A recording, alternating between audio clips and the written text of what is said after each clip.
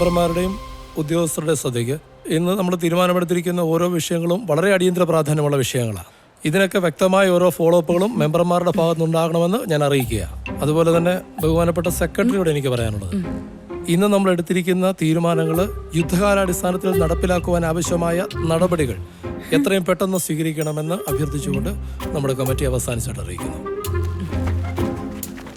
Okay, ശരി sir. President, ഇതിലൊരു ഒപ്പിടാനുണ്ട്.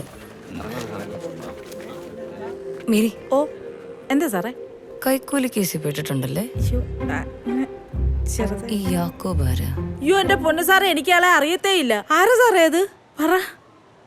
ഈ യാക്കോബ് 2:15. യാക്കോബിന്റെ എന്തോന്ന്? ഈ യാക്കോബ് 2:15-16 എന്തുവാ? ആ യാക്കോബായിരുന്നോ? അതങ്ങ് ബൈബിളിലുള്ളതാ സാറേ. അറിയോ? കാണാതൊന്നും അറിയത്തില്ല, ഞാൻ വേണേ നോക്കി പറയാം. നോക്ക്. നോക്കട്ടെ. കിട്ടി സാറേ, കിട്ടി. ഒന്ന് വായിച്ചേ. എന്തോത്തിനാ? വായിക്കേ. ഒരു സഹോദരനോ സഹോദരിയോ ആവശ്യത്തിന് വസ്ത്രമോ ഭക്ഷണമോ ഇല്ലാതെ കഴിയുമ്പോൾ നിങ്ങളിൽ ആരെങ്കിലും ശരീരത്തിന് ആവശ്യമായത് അവർക്ക് കൊടുക്കാതെ സമാധാനത്തിൽ പോവുക, തീ കായുക, വിശപ്പടക്കുക എന്നൊക്കെ അവരോട് പറയുന്നെങ്കിൽ അതുകൊണ്ട് എന്തു പ്രയോജനം? സാറേ കേട്ടോ? കേട്ടോ. ഇതായിരുന്നോ? Thank you Mary. അല്ലെ, ഇനിയുണ്ട് വചനം. പൊക്കോ. പോന്നെ.